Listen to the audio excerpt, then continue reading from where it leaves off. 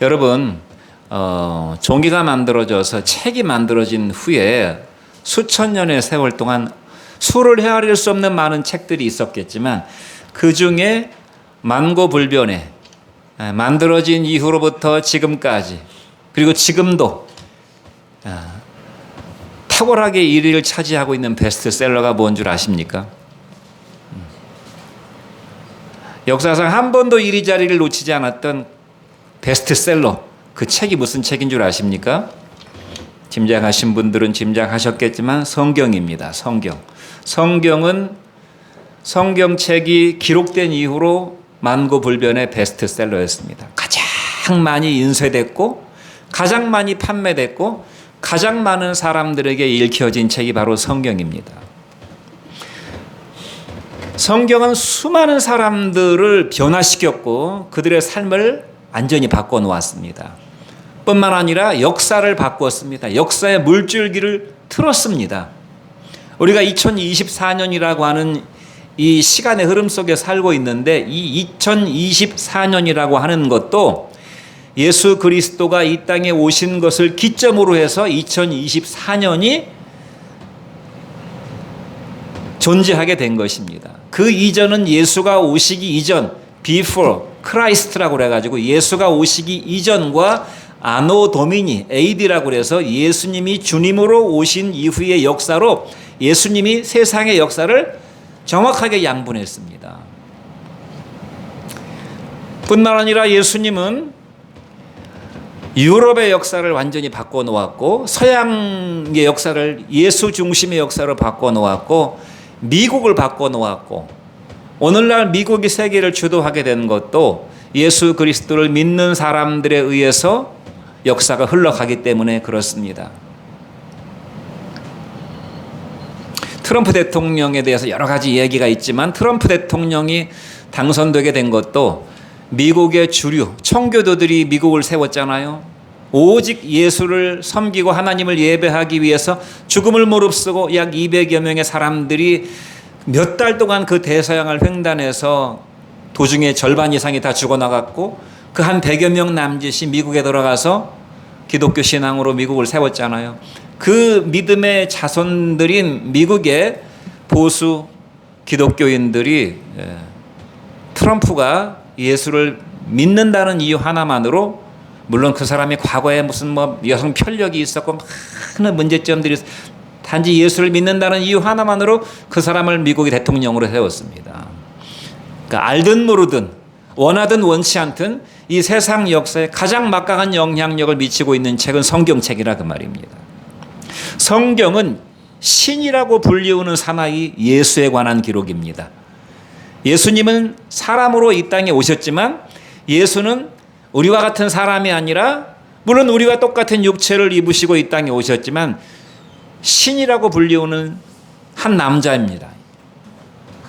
신구약 성경 예수님에 관한 예수님이 이 땅에 육체를 입으시고 베들레헴의 유대의 이스라엘의 베들레헴이라고 하는 곳에 오실 것이라고 하는 예언이 이미 약 1500년 전부터 기록되어 있었습니다. 예수님 오시기 BC 1500년 전부터 성경책에 다 기록되어 예언되어 있었습니다. 그 1500년 동안의 기록을 구약 성경이라고 합니다. 예수님이 이 땅에 오셔서 30여 년의 삶을 사셨고 그 예수님을 직접 보고 듣고 만지고 예수님과 함께 밥을 먹고 잠을 자고 함께 생활했던 제자들이 예수님에 관한 기록을 남겼는데 그것이 예수님 오시고 난 이후에 한 70년 정도에 걸쳐서 길게 잡으면 한 90년 정도 AD 한 90년도까지 기록됐으니까 신구약 성경은 1600년에 걸쳐서 무려 1600년이라고 하는 이 방대한 세월 속에서 기록됐습니다. 기록자가 34명 내지 많은 사람들은 40명이라고 기록하고 있습니다. 그들 중에는 양측의 목동도 있었고 왕도 있었고 남편을 일찍 잃어버린 과부도 있었고 농사짓는 무식한 농사꾼도 있었고 물고기 잡아서 벌어먹고 사는 어부도 있었고 사람들에게 창녀급으로 취급되었던 세리, 오늘날 우리로 말하면 친일파 매국노도 있었어요. 성경을 기록한 사람 중에 역사학자도 있었고 의사도 있었습니다. 제사장도 있었고 선지자도 있었습니다. 그 많은 40명 가까운 사람들이 1600년의 세월의 흐름 속에서 기록했는데 하나같이 예수를 기록하고 있습니다. 요한복음 5장 33절 말씀을 같이 한번 읽어보겠습니다. 시작. 너희가 성경에서 영생을 얻는 줄 생각하고 성경을 연구하거니와 이 성경이 곧 내게 대하여 증언하는 것이라. 그러나 너희가 영생을 얻기 위하여 내게 오기를 원하지 아니하는도다 그랬습니다. 이것은 예수님께서 사람들에게 하신 말씀입니다. 너희가 성경에서 이미 예수님 오셨을 때 구약 성경이라고 하는 이 방대한 성경이 이미 기록되어 있었습니다. 예수님에 관한 이 땅에 오실 구원자 메시아 그리스도 예수님을 하나님께서 선지자들을 통해서 기록해 놓으셨기 때문에 이미 성경책을 가지고 있었단 말입니다. 그들은 우리 인생들을 구원하실 메시아가 언제 오실 것인가 하면서 한낮으로 성경을 연구했습니다. 그런데 예수님께서 오셔서 무슨 말씀을 하셨는가 하면 너희가 성경에서 영생을 얻는 줄 생각하면서 성경을 연구하거니와 이 성경이 곧 내게 대하여 증언하는 것이라. 그러나 너희가 영생을 얻기 위해서 내게 오기를 원하지 아니하였도다 그랬어요. 그러니까 많은 사람들의 생각에는 적어도 이 땅에 하나님의 아들로 우리 인류를 구원하실 그 구원자 메시아로 오실 그분은 우리와 같은 분이 아니라 뭔가 슈퍼맨 같은 엄청난 능력과 광채를 바라는 그런 초인 같은 존재로 슈퍼스타 같은 존재로 올 것이라고 기대했는데 정작 이 땅에 오신 하나님의 아들 그리스도 메시아는 우리와 똑같은 육체를 입으시고 가난한 목수의 아들로 이 땅에 오셔서 초라하고 비참하고 사람들에게 별로 인기를 얻을 수 없는 매력적이지 못한 모습으로 이 땅에 오셨기 때문에 예수님이 하나님의 아들이고 그리스도이실 것이라고는 상상도 하지 못했다 그 말입니다. 그때 예수님께서 그들에게 하신 말씀이에요. 너희가 성경에서 영생을 얻는 줄 생각하고 밤낮 주일날마다 교회에 몰려가서 목사님 말씀을 듣고 성경을 읽고 연구하고 이렇게 하지만 이 성경이 곧 나를 증언하는 것이라. 그러나 너희가 영생을 얻기 위해서 내게 오기를 원하지 아니하는도다.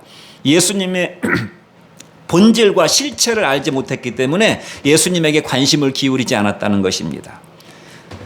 그러면 정말 성경이 사실인가 사실이 아닌가? 많은 사람들이 성경이 사실일까 아닐까에 대해서 많은 의구심을 가졌습니다. 1800년대와 1900년대에 과학기술이 발전하고 인간의 이성이 팍 깨어나면서 인간의 이성과 과학의 어떤 이론을 가지고 성경을 보니까 성경이 너무나 허무맹랑한 이야기들이 많은 것이 예수님께서 물 위를 걸으셨다든가 어떤 엄청난 기적을 베푸셨다든가 홍해바다가 갈라졌다든가 이런 것들은 과학적으로 도저히 설명할 수 없는, 그래서 많은 사람들이 성경은 허구다. 과학적 이론의 잣대로 볼 때 성경은 허구다. 이렇게 단정을 지었습니다. 그리고 유럽 사람들이, 서양 문명의 사람들이 1800년대, 1900년대 대거 신앙을 버렸습니다. 기독교 신앙을. 껍데기만 남아있는 것이에요. 또 그런데 참 희한한 것이요. 그들이 기독교 신앙을 버리자마자 그 찬란했던 유럽 문명이 하루아침에 파괴되기 시작하는데 1900년대에 들어서 1차, 2차 세계대전이 일어났습니다. 유럽에서, 그 문명사회인 유럽에서 1차, 2차 세계대전이 일어나서 하나님을 부정하고 하나님을 버리니까 1차, 2차 세계대전이 일어나가지고 수억 명의 사람들이 죽었습니다. 그리고 한 10년 지나서 다시 공산당 러시아에서 많은 공산혁명이 일어나게 됐잖아요. 그리고 지금까지도 공산주의자들에 의해서 수억 명이 또 죽어나갔습니다. 인간의 이론과 과학과 지혜를 자랑하는 결과가 이상한 결과를 낳았다 이 말입니다. 또 사람들은 이것이 2000년, 3000년 전에 쓰여진 고대 신화 중에 하나일 것이라고 생각합니다. 어떤 사람들은 이솝우화나 단군 신화와 같은 그런 재미있는, 뭔가 교훈을 주는 재미있는 이야기일 것이라고 성경을 가볍게 치부해버립니다. 또 사람들은 성경을 읽어보니까 나름 들을 만한 이야기도 있더라. 우리가 인생을 살아가는데 많은 문제와 어려움을 겪는데 그런 문제점들과 어려움을 해결하는데 성경이 참 좋은 교훈을 주는 그런 내용들도 있더라. 그래서 성경을 처세술이나 인생을 행복하게 사는데, 그래도 나름대로 행복하게 사는데 좋은 메시지를 주기 때문에 성경을 행복론 정도로 생각하는 사람들도 많이 있습니다. 오늘날도 많이 있어요. 심지어 교회를 다니는 사람들 중에도 성경을 이런 정도로 취급하고 살아가는 사람들이 많이 있습니다. 또는 한 번 인생을 살아가는데 개돼지처럼 살 수는 없지 않느냐. 사람답게 살아보자. 그래서 좀 다듬고 깨끗하게 내 행실을 다듬고 깨끗하게 살기 위한 좋은 교과서와 같은 윤리 도덕책 정도로 성경을 생각하는 사람도 많이 있습니다. 우리가 쉽게 생각하기를 사람들은 성경책은 기독교의 그러니까 그 세계 종교의 4대 종교 중에 하나인 기독교의 경전이라고 그냥 별 부담 없이 생각하고 지나쳐 버립니다. 그러나 이 모든 생각들은 성경에 대한 어마무시한 무지에서 비롯된 것입니다. 성경을 제대로 읽어보지도 않고 빈 마음으로 성경을 중립적인 마음으로 읽어보지 않고 이런 편견을 가지고 성경을 보기 때문에 비롯된 오해와 성경에 대한 왜곡이라 그 말입니다. 그래서 예수님께서도 그렇게 말씀하신 적이 있어요. 성경을 하나의 종교의 경전으로 보고 성경을 읽는 사람들에게 너희가 성경도 하나님의 말씀도 알지 못하는 거로 나를 크게 오해하였도다 그랬어요. 성경이 뭔지도 모르고 성경이 어떤 성격의 책인지도 모르고 하나님의 말씀도 하나님께서 말씀하신 본래의 의도대로 제대로 파악하지 못하고 자기가 보고 싶은 대로 자기가 읽고 싶은 대로 자기의 선입견과 자기 욕망을 가지고 성경을 보니까 자기 나름대로 해석해버리는 성경은 과학의 이론이나 과학적인 지식이나 인간의 이성으로 분석할 수 있는 과학책이 아닙니다. 성경은 과학 용어로 써 있는 책이 아니에요. 그러므로 과학적인 잣대로 성경을 해석할 수 없다 이 말입니다. 성경은 신화나 오화 같은 말도 안 되는 이야기인데 나름대로 거기서 어떤 메시지를 주고 있는 책이 아닙니다. 성경은 단순히 우리가 세상을 살아가는데 좀 더 도움이 될 수 있는 처세술이나 조금이라도 행복하게 살아갈 수 있는 행복론에 관한 책도 아니고 우리의 외모를 다듬고 마음을 수양하는 윤리 도덕 책도 아니고 더더군다나 종교의 경전이 아닙니다. 종교의 경전으로 쉽게 도매금으로 처리해서는 안 되는 것이라 그 말입니다. 종교라는 것은 하나님을 알지 못하는 사람들이 신이라는 것이 존재하는 것인가, 정말 하나님이 존재할 것인가, 이 세상은 어떻게 생겨나게 되었는가를 연구하고 고민하고 수양하고 하는 과정 중에 나름대로 깨달은 그런 결과물이 종교입니다. 그래서 석가모니가 보리소나무 밑에서 많은 고민을 하고 고뇌를 하면서 금욕을 하면서 깨달은 것이 불교예요. 공자가 인생을 깊이 고민하고 내가 저녁에 이 세상의 도를 깨우칠 수 있다면 내가 아침에 깨우칠 수 있다면 내가 저녁에 죽어도 좋다고 할 정도로 이 세상의 이치를 깨닫고 싶어 했어요. 그래서 공자가 많은 책을 읽고 많은 깊은 생각을 했습니다. 그래서 만들어내는 책들이 유교입니다. 유교의 경전들입니다. 마호메트도 그냥 우리하고 똑같이 결혼해가지고 자식 낳고 살던 사람이었어요. 그런데 그가 어느 날 하늘로부터 무슨 계시를 받았다는 것입니다. 그래서 만들어낸 종교가 회교입니다. 그런데 예수님은 처음부터 날 때부터 무지한 인간으로 태어났는데 어떤 계기가 돼가지고 깊이 생각하고 고민하고 갈등하다가 나름대로 깨달은 그런 내용들을 기록한 책이 아니라 그 말입니다. 예수님은 날 때부터 태어날 때부터 자신이 하나님의 아들이신 것을 의식하고 있었어요. 그 본체와 정체가 그 본질이 하나님의 아들이요 이 땅을 구원하러 오신 메시아라는 정체성을 갖고 있었지 우리하고 똑같은 무지한 인간으로 태어나서 불완전한 인간으로 태어나서 나름 깨달은 경전이 아니라 그 말입니다. 성경이 그걸 말씀하고 있는 것입니다. 성경은 처음부터 끝까지 하나님이신 예수님, 예수라는 이름으로 이 땅에 오신 하나님에 관한 말씀과 그분의 행적을 기록한 것으로 가득 차 있는 책입니다. 성경을 한번 집에 가서 천천히 읽어보세요. 착하게 살아라, 깨끗하게 살아라, 불쌍한 사람 도와주고 살아라, 그런 내용들이 기록되어 있는 책인가? 그런 내용들은 이 세상에 많은 사람들이 써놓은 책으로 충분합니다. 성경도 굳이 거기에 보탤 필요가 없어요. 성경은 그런 정도의 내용을 기록하고 있는 것이 아니라 하나님이신 예수님, 이 땅에 예수라는 이름으로 오신 하나님에 관한 그분의 말씀과 그분이 이 땅에서 어떻게 사셨고 어떻게 죽으셨고 어떻게 죽음을 이기시고 부활하셨는지에 대한 기록으로 가득 차 있다 이 말입니다. 성경의 주장과 증언들은 너무나 충격적이어서 사람들은 선뜻 그 내용을 받아들이지 못하고 예수님은 여전히 오늘날에도 의문과 신비에 가려져 있고 수많은 사람들에게 과연 예수가 신인가 신의 아들인가라는 논쟁의 대상거리가 되어 왔습니다. 그러면 도대체 성경은 우리에게 무슨 말씀을 하고 있는지 한번 간략하게 이 많은 내용을 짧은 시간에 다 말씀드릴 수 없지만 간략하게 성경이 말씀하고 있는 핵심적인 진리를 몇 가지만 말씀드리려고 합니다. 첫 번째, 성경은 무엇을 말씀하고 있는가? 성경은 천지 만물과 사람을 창조하신 예수님에 관해서 기록하고 있습니다. 여러분, 이 세상의 천지 만물들과 바로 그 천지 만물의 핵심 중에 핵심이요, 결정체라고 할 수 있는 저와 여러분 어디에서 생겨났습니까? 어디에서 생겨났어요? 하나님께서 이 세상 만물을 만드셨고 태초에 저와 여러분을 만드셔서 여러분의 어머니 아버지의 씨를 빌려서 이 세상에 태어나게 하셨다고 성경이 말씀하고 있어요. 창세기 1장 이 방대한 양의 첫 번째 시작, 첫 번째 말씀이 무엇으로 되어 있는가 하면 창세기 1장 1절에 태초에 하나님이 천지를 창조하셨다고 선언적으로 말씀하고 있습니다. 이것은 무슨 설명을 하거나 과학 이론을 가지고 막 증명을 하려고 애를 쓰는 것이 아니에요. 이 말씀을 듣고 성령의 감동을 받아서 이 세상은 하나님이 태초에 천지를 창조하심으로 존재하게 되었고 나라고 하는 존재는 하나님이 만드셔서 이 세상에 존재하게 된 존재라는 사실을 여러분이 믿고 받아들인다면 여러분의 인생 속에서 어마어마한 역사를 불러오게 될 것이지만 그렇지 않다면 아무런 의미가 없는 말씀이다 그 말이에요. 그러므로 성경은 믿든지 안 믿든지 둘 중에 하나를 선택하도록 계속 요구하고 있는 것이, 안 믿으면 안 믿은 것은 나의 선택의 결과고 내 의지의 결과물이니까, 내가 선택한 가치관의 결과물이니까 그것은 여러분의 몫입니다. 여러분의 결과물은 여러분의 몫이에요. 요한복음 1장 3절 말씀 같이 한번 읽어보겠습니다. 시작. 만물이 그로 말미암아 지은 바 되었으니 지은 것이 하나도 그가 없이는 된 것이 없다고 그랬어요.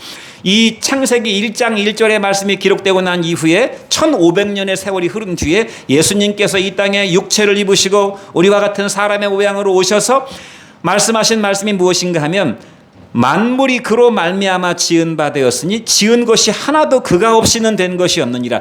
예수 그리스도로 말미암아 이 세상이 존재하게 되었고 예수 그리스도가 짓지 않고는 이 세상에 하나도 스스로 존재하게 된 것은 없다고 선포하고 있습니다. 그러니까 창조주 하나님이 세상을 만드셨고 저와 여러분을 만드셨는데 그 창조주 하나님이 바로 이 땅에 사람으로 오신 예수님이라고 말씀하고 있는 것이에요. 그러니까 인간의 이성과 인간의 지혜로 상식으로 살아가는 사람들은 받아들이기 어려운 것입니다. 어떻게 사람이 이 천지만물을 만들었단 말인가? 그러면 좀 더 깊이 생각해 봅시다. 성경은 만물과 인간의 존재의 근원이 창조주 하나님이라고 말씀하고 있어요. 사람들은 이 세상이 원래부터 있었던 자연이다. 스스로 자자 그러할 연자를 써가지고 원래부터 그랬었어라고 아무런 의미를 부여하지 않고 쉽게 그렇게 말해버리죠. 원래부터 그랬었는지 안 그랬었는지를 어떻게 합니까? 원래부터 그랬었는지 안 그랬었는지를 어떻게 아냐 그 말이에요. 그리고 원래부터 그랬다는 말이 무슨 뜻입니까? 세상에 원래부터 그렇다는 말이 무슨 뜻이냐 그 말이. 제가 이 세상이 우연의 산물이라고 말하는 사람들의 이야기를 좀 깊이 이해해 보려고 도대체 우연의 산물이란 말씀에 그 우연이 무슨 뜻인가를 네이버 사진에 찾아보니까 원인 없이 존재하게 된 것이라는 그런 해석이 돼. 원인 없이 존재하게 된 것. 여러분, 세상에 원인 없이 존재하게 된 것이 있습니까? 모든 것들은 다 원인이 있습니다. 이 꽃도 누가 갖다 놨기 때문에 여기 존재하는 것이지 이것이 우연히 존재하게 된 것이 아니라는 것이, 우리 눈에 보이는 모든 것들을 한번 생각해 보세요. 다 원인이 있습니다. 여러분, 이 땅에 태어나게 된 것도 원인이 있어요. 원인의 원인을 계속 거슬러 올라가게 되면 근본적인 원인이 있을 것인데 그 근본적인 원인이 바로 이 세상을 창조하신 하나님이라고 말씀하고 있는 것입니다. 그래서 태초에 하나님이 천지를 창조하셨다고 말씀하고 있어요. 그 천지를 창조하신 하나님이 바로 이 땅에 오신 예수님이라고 말씀하고 있어요. 그러므로 인생은 우연의 결과물이 아니에요. 원인도 없이 존재하게 된 것이 아니라 그 말입니다. 우리 인생은 목적을 알지 못한 채, 원인을 모르니까 목적을 알겠습니까? 원인을 모르니까 목적을 모르죠. 태어나 보니까 태어난 김에 살게 되는 것이죠. 남들도 다 그런 식으로 살아가니까 태어났으니까 어떻게 안 살 수는 없잖아요. 태어났으니까 죽을 때까지 그냥 사는 것이 인생이라고 생각하면 사람들은 목적을 알지 못하는 맹목적인 인생을 살아가는 것입니다. 우리가 작은 일을 하더라도 다 목적을 가지고 일을 하는데 그래야 좋은 결과물이 나오는 거 아닙니까? 그런데 인생이라고 하는 것 자체를 목적을 모르고 살아가는 맹목적 인생을 살게 되었다는 것입니다. 그래서 그 인생의 결과물이 죽음으로 끝나게 되므로 허무와 절망의 결론으로 끝나버리는 인생을 살게 되었어요. 그러나 그런 것이 아니라고 성경이 분명히 말씀하고 있어요. 태초에 하나님이 천지를 창조하셨다고 말씀하고 있어요. 이 세상과 우리 인생은 창조주의 오묘한 조화와 창조의 권능으로 존재하게 된 것입니다. 믿으십니까? 믿으시기 바랍니다. 내가 그냥 우연히 존재하게 된 것이 아니에요. 어머니 아버지의 정자와 난자도여 거묘한 하나님의 조화, 창조의 조화물입니다. 이 세상의 과학이 그렇게 발달해서도 어머니 아버지의 정자와 난자를 과학 실험실에서 만들어내지 못해요. 창조주 하나님만이 만들 수 있는 것입니다. 저는 이 사실을 믿으시는 여러분 되시길 바랍니다. 여기 있는 이 아름다운 양난을 보세요. 얼마나 아름답습니까?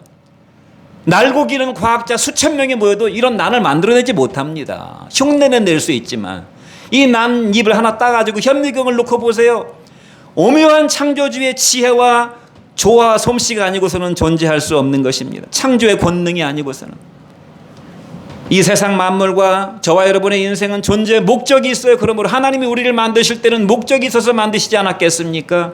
우리가 인생을 하나님의 존재 목적에 부합되는 가치 있는 인생을 살라고 하나님께서 만들었다 그 말입니다. 먹고 마시고 태어난 김에 사는 인생이 아니라 정말 하나님 한 번 사는 인생, 한 번 사는 인생 끝나고 나면은 없어져 버리는 인생이 아니라 우리는 영혼이 있기 때문에 인간의 영혼은 불멸인데 하나님 앞에 영원한 가치를 바라는 인생을 살라고 하나님께서 우리 인생을 만드셨다 그 말입니다. 그런데 바로 그 창조주가 예수님이라고 성경이 말하고 있는 것이에요. 여러분 오병이어 사건이 있습니다. 성경에 예수님께서 기적을 많이 베푸셨는데요. 5천 명을 먹이기 위해서 떡 2덩이와 물고기 5마리가 있었어요. 떡 2덩어리하고 물고기 5마리를 5천 명을 먹였습니다. 어떻게 그런 일이 가능하지? 도저히 이해할 수 우리는 도저히 받아들일 수가 없어요. 그래서 성경을 거짓말이라고 단순하게 취해버리지만 뒤집어서 한번 생각해 보세요. 예수가 하나님의 아들이었다면 그걸 못했겠습니까? 이 천지 만물을 지으신 하나님이 상상할 수 없는 이런 수많은 피조물들을 만들어내셨는데 예수님이 하나님의 아들이라면 떡 2덩이와 물고기 5마리로 5천 명을 먹이지 못했겠냐 그 말입니다. 그러니까 둘 중에 하나예요. 정말 예수님이 하나님의 아들이었는가? 다 모든 것이 쇼였는가? 하는 것입니다. 예수님은 살아생전에 수많은 이 땅에 육체로 계실 동안에 수많은 불치병자들을 고치셨어요. 문능병자를 고쳤고 중풍병자를 고쳤고 소경의 눈을 띄웠으며 귀머거리를 듣게 했고 벙어리를 말하게 했고 앉은뱅이를 일으켜 세우는 기적들을 수없이 행했고 심지어 성경은 3명의 죽은 자를 완전히 죽어서 그 시신이 썩어서 썩은 냄새가 진동하는 썩은 시체 3명을 살리시는 엄청난 기적도 행하셨습니다. 예수님께서 이런 기적을 행하신 이유가 무엇입니까? 바로 예수님이 태초에 천지를 창조하신 하나님이라고 하는 사실을 그런 놀라운 기적들을 통해서 우리에게 보여주신 것이고 그를 통해서 예수님을 믿도록 하시기 위함이었어요.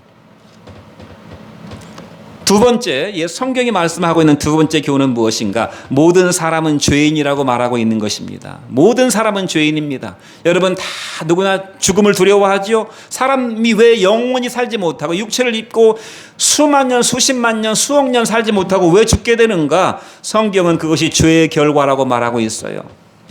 모든 사람은 죄인이고 그 결과 육체의 죽음을 맞이하게 됐고 육체의 죽음으로 끝나는 것이 아닙니다. 육체는 흙으로부터 왔기 때문에 흙으로 돌아가면 그뿐이에요. 그러나 영혼을 가진 인간은 그 영혼의 죽음인 영원한 지옥 심판을 성경이 말씀하고 있어요. 참으로 듣기 거북한 이야기입니다. 참으로 듣기 모든 사람은 죄인이고 그 죄의 결과물로 영원한 지옥이 있다는 것이에요. 그 지옥에 떨어지게 된다는 것입니다. 사람들은 너무나 이러한 사실을 받아들이기가 거북해가지고 이러한 말을 듣지 않아요. 그건 다 거짓말일 것이라고 간단하게 치부하지만 성경은 그렇게 말하고 있지 않아요. 로마서 3장 23절 말씀은 이렇게 말씀하고 있습니다. 모든 사람이 죄를 범하였으며 하나님의 영광에 이르지 못했다고 그랬어요. 모든 사람이 죄를 범했다고 그랬어요. 모든 사람이. 여러분이 죄인인지 아닌지 여러분 스스로 한번 여러분의 양심에 손을 넣고 한번 생각을 해보세요. 로마서 1장 28절 말씀은 또 이렇게 말씀합니다. 저희가 마음에 하나님 두기를 싫어했다고 그랬어요. 사람이 하나님의 오묘하신 지혜와 능력과 하나님의 사랑과 하나님의 존재의 어떤 목적을 가지고 창조되었음에도 불구하고 스스로 마음에 하나님 두기를 싫어했다고 그랬어요. 이것이 아담과 하와가 저지른 그 범죄의 원죄고, 모든 인간은 아담과 하와의 원죄를 가지고 태어나기 때문에 태어날 때부터 하나님을 마음에 두기를 싫어하는 것입니다. 그래서 아무도 하나님을 믿는 상태로 태어나는 사람이 없어요. 하나님을 떠났기 때문에 하나님을 알지 못하고 자기 마음대로 내 인생은 내 것이니까 내가 사는 동안 내 마음대로 내 뜻대로 내 생각대로 살기, my way라고 생각하고 살기를 원하지, 내 인생은 하나님의 피조물이고 내 인생의 주인은 하나님이다라는 사실을 받아들이지 않습니다. 그래서 그 결과가 어떻게 되었는가, 성경이 죄의 목록을 몇 가지 말하고 있는데 인간의 마음속에 불의가 있다고 그랬어요. 불의. 하늘을 우러러 윤동주 시인은 한 점 부끄러움이 없는 인생을 살고 싶다고 그랬지만 인간의 마음속에 한 점 부끄러움이 없는 사람은 아무도 없습니다. 여러분이 여러분 인생을 한번 돌아보세요. 나는 한 점 부끄러움이 없이 인생을 살아왔고 지금도 그렇게 부끄러움이 없는 인생을 살고 있는가? 그렇지 않잖아요. 마음속에 불의가 있고 추악한 면이 있어요. 심지어 사랑하는데 아내나 남편에게도 이야기할 수 없는 추악한 내면이 내 마음속에 있습니다. 부모님에게도 차마 말할 수 없는 내 마음속에 여러 가지 추악한 면들이 존재한단 말입니다. 탐욕이 있고 악한 마음이 있고 남 잘 되는 거 괜히 배 아픈 시기 질투가 있고 다른 사람에 대한 미움이 있고 다툼이 있고 분쟁이 있고 거짓말을 하게 되고 부풀리고 왜곡하고 음란이 있고 정욕이 있고 남 뒷담화하면서 수군거리고 험담하고 비방하고 교만하고 자기를 자랑하며 원망하며 불평하며 짜증내고 무책임하고 무정하고 냉정하고 이기적이고 자기중심적이며 남들에게 괜히 자기를 부풀리려고 하는 허세가 있고 허영심이 존재하는 것이 인간이라고 말하고 있고, 이것이 사람들 사이에는 큰 문제가 안 될 것처럼 보일지는 몰라도 거룩하신 하나님, 우리의 영혼을 다 꿰뚫어 보시는 하나님 앞에서는 큰 문제가 된다 이 말입니다. 만약에 우리의 내면을 다 사람들이 누군가가 다 현미경처럼 들여다보고 있다면 우리가 부끄러워서 낯들고 살겠습니까? 겉으로는 양복 입고 잘 꾸미고 고상한 척 인생을 살아가지만 저와 여러분의 마음속을 누군가가 다 들여다보고 있다면, 모든 사람들이 내 내면을 다 들여다보고 있고 다 알고 있다면 우리가 어떻게 낯대고 살겠습니까? 예전에 이런 얘기가 있었어요. 제가 수십 년, 한 30년 전에 들은 이야기인데, 미국의 어떤 기자가, 이 장난치기 좋아하는 기자가 미국의 저명 인사들에게 편지를 보냈습니다. 편지를 한 10명의 사람들에게 편지를 보냈어요. 당신이 행한 일들을 내가 다 알고 있다. 당신이 행한 일들을 내가 다 알고 있다. 그렇게 이야기하니까, 편지를 보내니까 그 10명의 사람들이 일순간 다 잠적하더라는 것입니다. 다 종족을 감춰버렸어요. 내가 행한 일을 다 알고 있다 그러니까. 하나님 앞에 한 점 부끄러움이 없는 인생이 어디 있겠습니까? 로마서 6장 23절은 말씀합니다. 죄의 삭은 사망이요. 그 다음에 또 히브리서 11장 27절 말씀도 같이 한번 읽어보겠습니다. 시작. 한 번 죽는 것은 사람에게 정하신 것이요 그 이후에는 심판이 있으리니. 그래서 죄의 삭은, 죄가 별거 아닌 거라고 생각할지 모르지만 죄의 대가는 죽음이라고 그랬어요. 죄의 대가는 죽음이라고 그랬습니다. 그 다음에 한 번 죽는 것은 사람에게 정해진 하나님의 법칙이라고 그랬어요.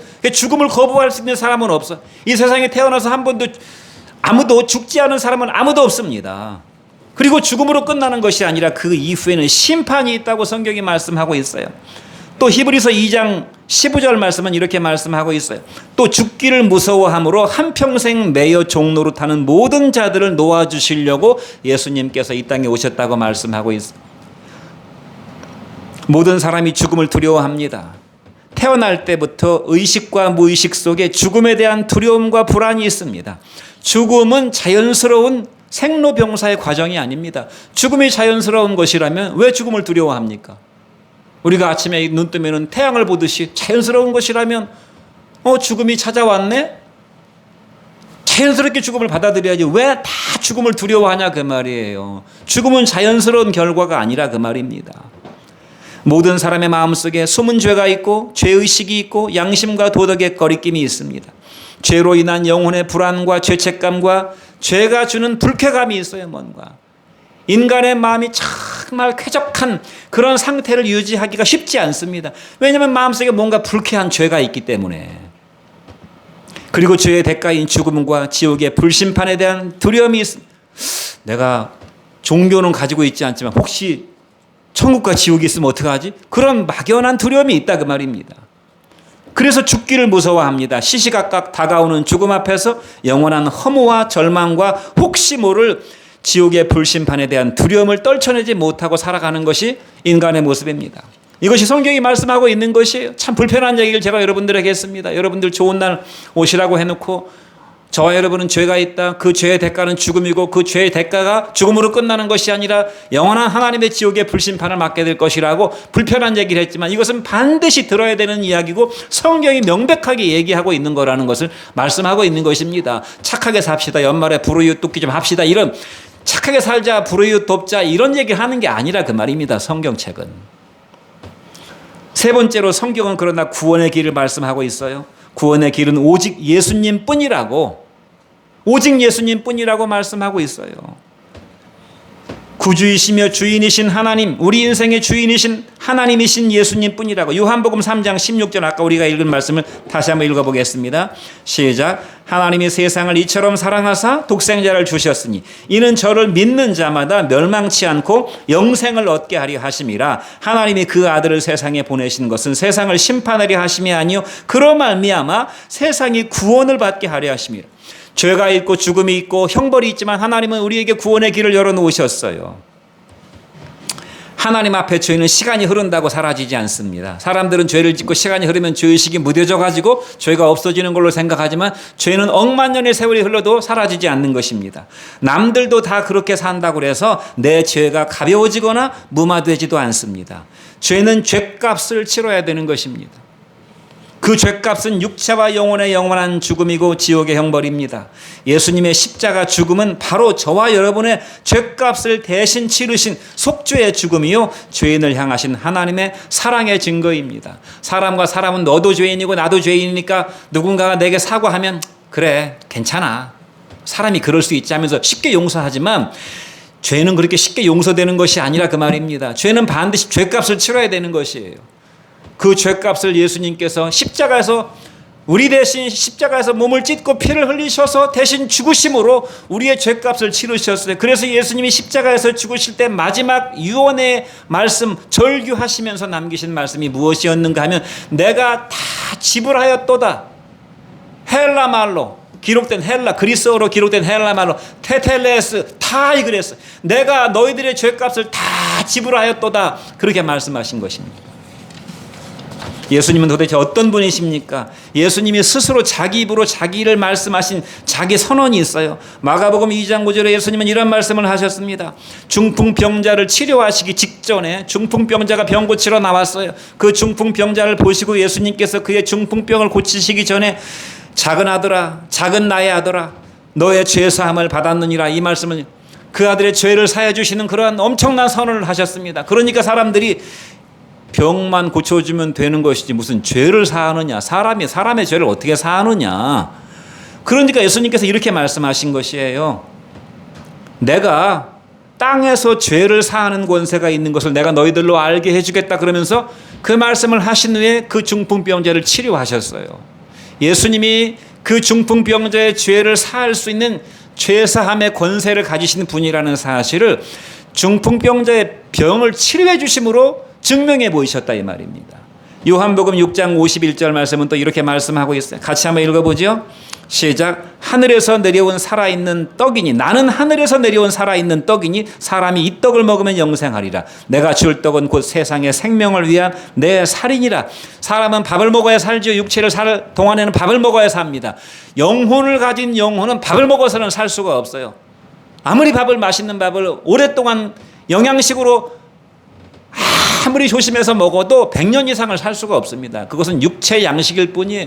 우리의 영혼이 사는 것은 좋은 거 많이 먹는다고 사는 것이 아니라 영혼을 살리는 영원한 영혼의 양식이 있습니다. 그 영혼의 양식이 누구라고 그랬습니까? 나를 먹어야 된다고 그랬어요. 예수님을 영접해서 너희들이 그 영혼의 양식을 예수님으로 살게 되면 나는 하늘에서 내려온 살아있는 양식이니 너희가 이 떡을 먹으면 영생할 것이라고 말씀해서 요한복음 8장 24절 말씀도 같이 한번 읽어보죠. 시작. 너희가 만일 내가 그인 줄 믿지 아니하면 너희는 너희 죄 가운데서 죽으리라. 나는 처음부터 너희에게 말하여 온 자니라 그랬어요. 너희가 만일 내가 그인 줄 하나님이 보내신 구원자인 것을 너희가 믿지 아니하면 너희는 너희의 죄 가운데서 살다가 죄와 더불어 먹고 마시는 인생을 살다가 그 죄의 문제를 해결받지 못하고 죽게 될 것이다. 나는 처음부터 너희에게 말하여 온 자니. 태초에 천지를 창조하신 바로 그 하나님이라는 말씀을 하시고 계신 것입니다. 또 요한복음 11장 25절로 26절에 뭐라고 말씀하셨는가 같이 한번 읽어보죠. 시작. 예수께서 이르시되 나는 부활이요 생명이니 나를 믿는 자는 죽어도 살 것이고 무릇 살아서 나를 믿는 자는 영원히 죽지 아니하리니 이것을 내가 믿느냐 그랬어. 나는 부활이고 생명이다. 부활이란 말은 죽음을 이기는 생명의 능력이라 그 말입니다. 그래서 예수님은 십자가에서 죽으셨다가 부활하신 것이에요. 부활이 없이는 기독교 복음을 얘기할 수 없어요. 나는 부활이요 생명이니 나를 믿는 자는 죽는다고 해도 다시 살아날 것이고 살아서 나를 믿는 사람은 영원히 죽지 아니할 것이라고 말씀했어요. 요한복음 14장 6절은 또 이렇게 말씀하셨어요. 내가 곧 길이요 진리요 생명이니 나를 통하지 않고는 하나님 아버지께로 갈 자가 없다고 그랬어요. 이것이 사람이 할 수 있는 말이냐 그 말입니다. 이것이 사람이 할 수 있는 말이냐 그 말이에요. 내가 너희를 구원하고 내가 너희를 영원한 생명으로 인도한 내가 길이고 내가 진리고 내가 하나님의 아들이다. 나를 통하지 않고는 너희는 영원한 천국에 들어갈 수 없다고 예수님께서 이렇게 말씀하셨어요. 이것이 성경이 말씀하고 있는 핵심적인 진리입니다. 잠깐 잠을 좀 깨세요. 너무나 다시 여러분들이 이 자리에 올 수 있을지 모르겠어요. 여러분 일생에 졸리더라도 우리 젊은 친구들 제가 한 10분만 더 할 거예요. 잘 들으시기 바랍니다. 성경의 말씀이 이것으로 끝났어요. 여러분들이 조금 이해할 만한 내용을 좀 말씀드리겠습니다. 성경이 사실인 하나님의 말씀이 사실이라는 것을 입증하는 차고 넘치는 역사적인 객관적인 자료들이 있습니다. 제가 그걸 다 일일이 조사해가지고 말씀드릴 시간이 없기 때문에 몇 가지만 말씀드릴 테니까 한번 잘 들어보세요. 여러분들이 들어봤을 때 여러분이 알고 있는 지식과 상식으로 말이 되네? 그럴 수도 있겠는데 하는 그런 개연성을 한번 열어두기 위해서 말씀드리는 것입니다. 창세기 2장 21절에 보면요.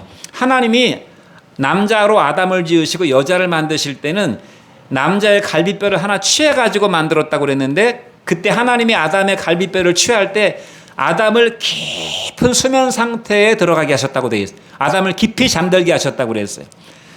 영국의 과학자인 심슨이라고 하는 과학자가 1847년 그 경에 이 성경 말씀 창세기 2장 21절에 그 말씀이 나오는데 이 말씀을 읽다가 아니 어떻게 자기 갈비뼈가 하나 빠져나가는 것도 모르는 그런 깊은 잠을 잘 수가 있는 거예요. 우리가 아무리 잠에 골아 떨어져도 누가 칼로 나를 찌르면 당장 깨잖아요. 아무리 깊은 잠에 빠져도. 그래서 이 말씀을 가지고 이것이 하나님의 말씀이라면 사실일 수 있을 것이다 해가지고 많은 연구를 거듭한 끝에 이 말씀을 증명해냈어요. 그것이 무엇이냐면 마취제입니다.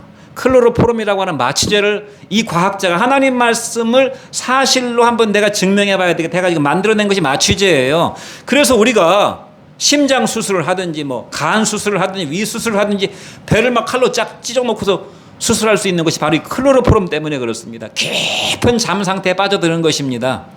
가능하다 그 말이에요. 하나님의 말씀을 간접적으로 증명하고 있어요. 출애굽기 2장 7절로 10절에는 모세가 애굽의 왕, 이집트의 왕자라는 영화도 있잖아요. 10개의 홍해 바다가 갈라지는 기적을 일으킨 주인공. 이 10개에 나오는 모세가 파라오 왕의 이제 정적으로 대두되면서 그 날 때부터 이 모세를 제거하려고 유아 학살을 명령합니다. 유아들 다 죽이라고 명령하는데 그의 어머니와 그의 아버지가 모세를 갈대 상자에 이렇게 잘 엮어가지고 거기다가 그 물이 스며들어오지 않도록 역청을 바릅니다. 역청은 이제 우리가 아는 타르입니다. 타르. 석유에 찌꺼기 타르를 발라가지고 그 물이 들어오지 않게 갈대 상자를 만들어서 거기다가 모세를 띄워서 하나님의 손에 맡겨버리는, 나일강 물을 따라 흘러가도록 맡겨버리는 그런 내용이 나오거든요. 미국의 엑슨모빌이라고 하는 석유회사, 미국의 뭐 1, 2를 다투는 석유회사가 있는데 이 석유회사에 컨더네스라고 하는 사장님이 있었습니다.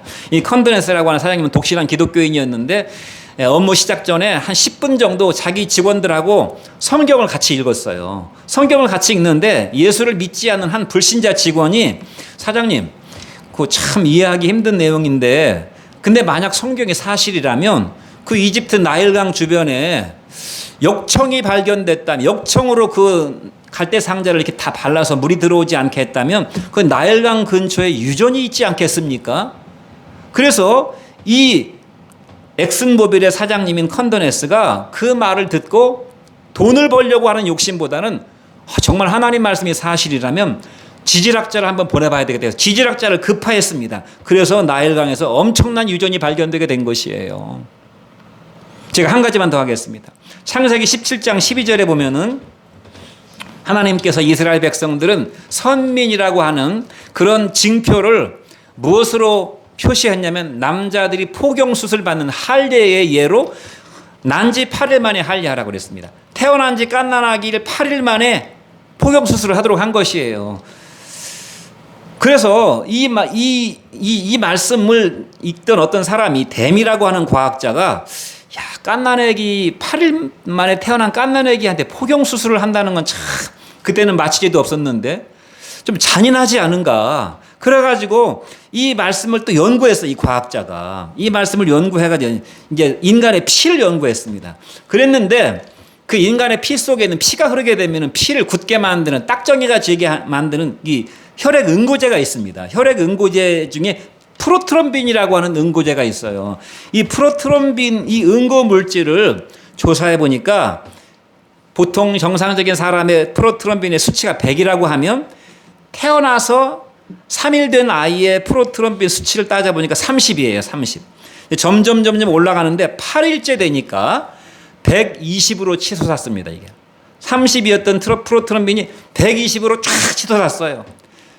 그리고 나서 그 다음날 9일째 조사해 보니까 다시 100으로 떨어져서 이 100으로 떨어지는 프로트롬빈의 수치가, 이 혈액 응고제의 수치가 죽을 때까지 100으로 가는 것입니다.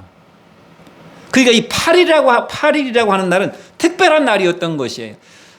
인간을 만드신 하나님이 우리 인간 속에 있는 이 혈액 응고 물질을 잘 아셨기 때문에 8일째 되는 날에 그 사내 아이의 작은 꼬추에 살짝 흠집을 내가지고 피가 나오지만 곧 굳어버리도록, 빨리 굳도록 가장 잘 아물 수 있는 적기에 할례를 하라고 한 것입니다. 포경수술을 하라고 한 것이에요.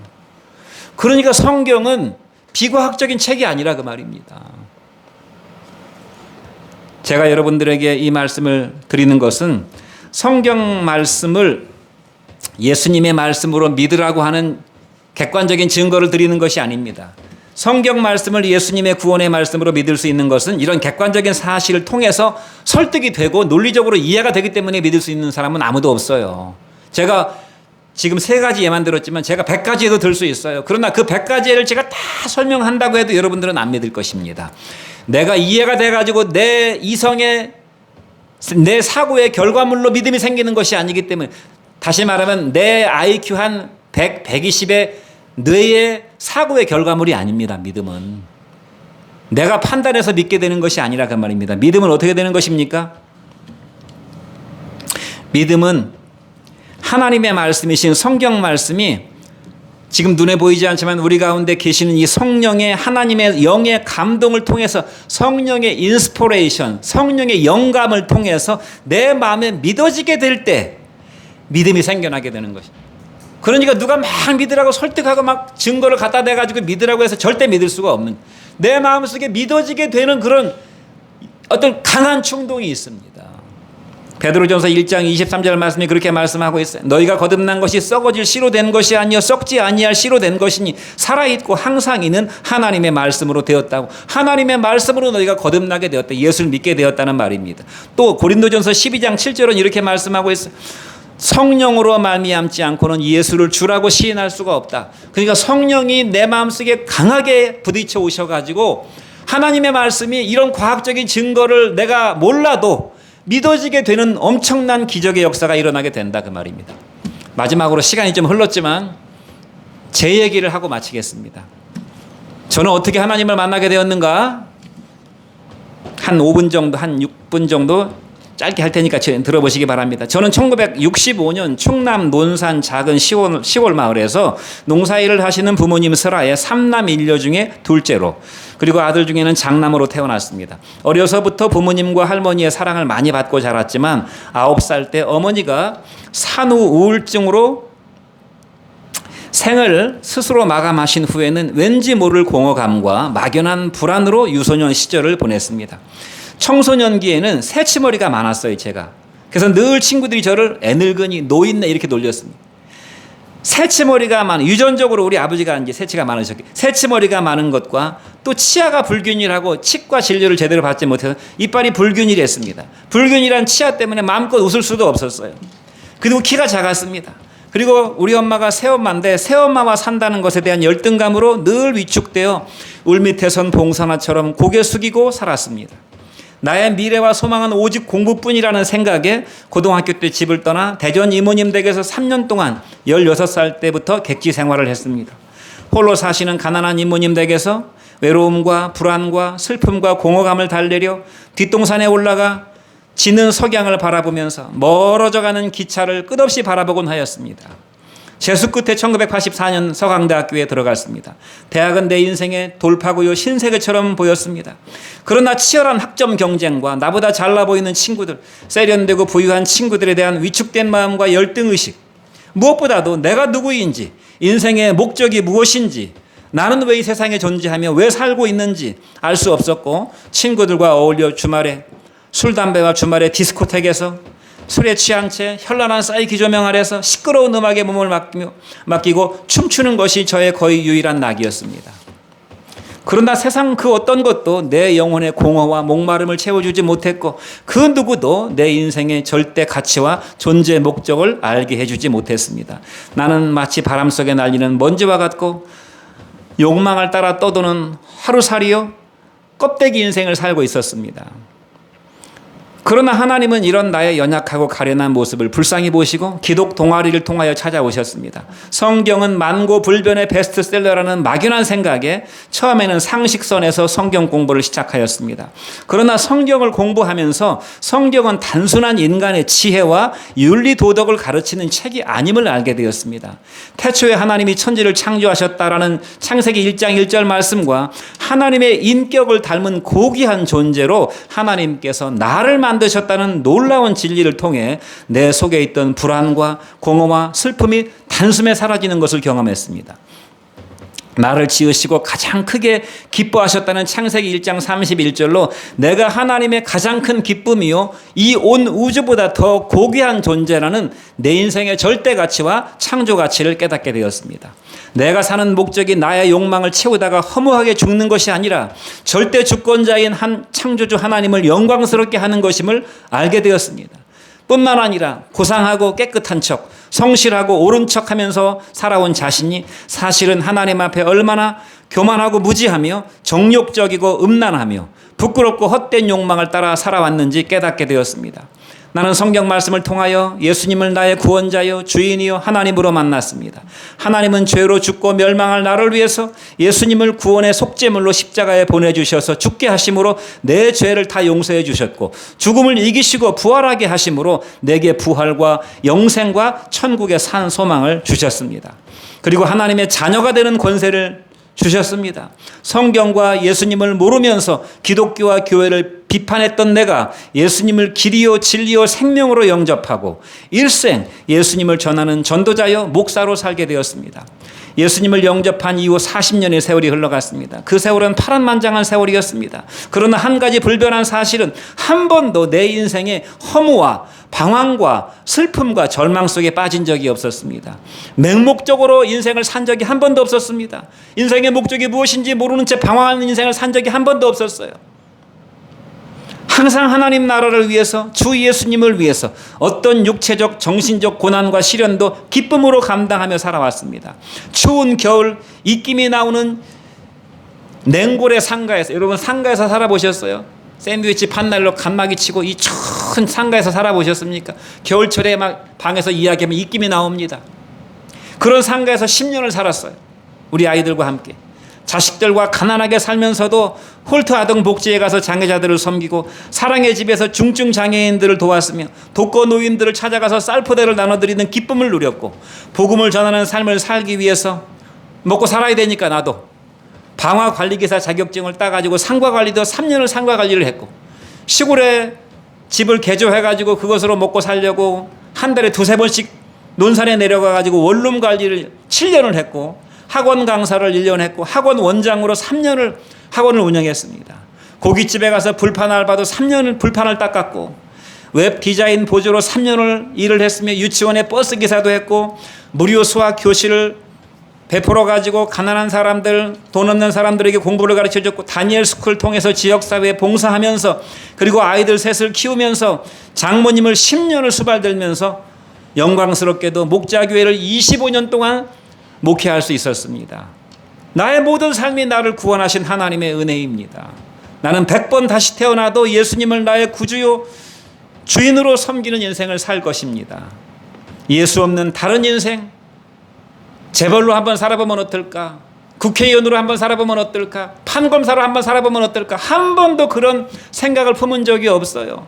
예수 없는 다른 인생은 100번을 준다 해도 단 한 번도 살고 싶지 않은 것이 저의 간증입니다. 저는 여러분들도 예수 없이 살아왔다면, 그리고 지금도 그렇게 살고 있다면 구원과 영생이 없는 길, 육체의 욕망을 따라 살다가 일생 육체의 욕망을 쫓아 살다가 부끄러운 열매만을 남기고 죽음과 멸망길로 들어가게 될 인생에서 돌이켜서 회개해서 여러분의 창조주가 되시고, 여러분의 죄를 씻어주시고, 여러분을 사랑하셔서 여러분을 하나님의 자녀로 삼아주시는, 그리고 영원한 천국을 선물하시는 예수님을 여러분의 구원자와 주님으로 영접하실 수 있기를 간절히 바랍니다. 간절히 바랍니다. 마지막으로 이 이야기만 하고 마치겠습니다. 여러분, 나니아 연대기라는 영화를 보셨죠? 그 영화를 그 작품을 쓴 사람이 C.S. 루이스라고 무신론자였습니다. 굉장한 석학이었어요. 변증가였고 석학이었습니다. 성경이 얼마나 허구인가를 연구하고 성경의 허구성을 파헤치려고 성경을 읽다가 성경 속에서 예수 그리스도를 만났어요. 그리고 많은 신앙적인 이런 작품들을 썼습니다. 이 사람이 이 예수님을 만나고 성경을 읽고 나서 이런 이야기 했어요. 예수님은 뭐 4대 성인 중에 한 분이다, 좋으신 분이다, 뭐 복 주시는 분이다, 이렇게 애매한 스탠스를 취하지 말라고 그랬어요. 예수는 그런 분이 아니라고 그랬어요. 예수가 한 말을 들어보라, 예수가 한 말을 읽어보라, 예수가 한 일을 한번 생각해봐라. 그러면 둘 중에 한 가지를 선택해야 될 것이다. 예수가 내가 길이고 내가 진리고 내가 하나님이라고 했고 나를 통하지 않고는 구원받을 수 없다고 그랬어요. 나를 믿지 않고는 다 지옥에 떨어지게 될 것이라고 말씀했어요. 그렇다면 예수는 과대망상적 종교적 정신병자든지 진짜로 그가 하나님의 아들이고 구주이든지 둘 중에 하나일 것이다. 둘 중에 하나를 선택해서 믿어야 될 것이다라고 그랬어요. 저는 여러분들이 예수님이 하신 말씀을 읽어보고 예수님께서 하시는 삶을 한번 성경을 통해서 보시고 십자가에서 죽으셨다 부활하신 예수님에 관한 이야기들과 그를 목격했던 수많은 역사상 사람들이 어떻게 나사렛 예수로 십자가에서 처형당한 예수가 하나님의 아들이라고 그 로마의 대박해를 수십 년 동안 견뎌내면서 그리스도를 위해서 자기 목숨을 기꺼이 버릴 수가 있었는가? 순교의 제물이 되어져서 결국은 로마를 복음화했고 전 유럽을 복음화했고 미국 땅까지 복음화했고 오늘날 우리나라에까지 복음이 전파되게 되었는가? 어떻게 그 십자가에서 처참하게 죄수로 죽은 예수가 그런 엄청난 역사의 변혁을 이루었는가를 생각해 보시고 과연 예수는 종교 정신병자였는가? 그렇지 않다면 예수님이 여러분의 창조주가 되시고 구원자의 주님이 되실 수도 있겠다라는 그런 마음을 열어놓으시고 오늘로부터라도 6개월 동안만 우리 교회 아니더라도 집에 가까운 교회라도 나가셔가지고 정말 빈 마음으로 정말 예수님 말씀이 혹시 사실일 수 있다면 나는 그걸 믿어야 되기 때문에 믿지 않으면 어떤 결과가 내게 올지 성경 말씀이 말해주고 있기 때문에 가장 불행하고 비참하고 저주스러운 결과가 올 수 있기 때문에 반드시 예수 그리스도가 하나님의 아들이실 수 있겠다라는 그런 마음의 여백을 좀 남겨놓으시고 집에 가셔서 성경을 한번 읽어보시든지 가까운 교회 나가셔서 목사님 말씀을 들어보시든지 아니면 더 적극적으로 성경을 한번 잘 알고 있는 어떤 목사님이나 교회 집사님 통해서 배워보시든지 그렇게 하실 수 있기를 주님의 이름으로 간절히 부탁드립니다. 기도하겠습니다.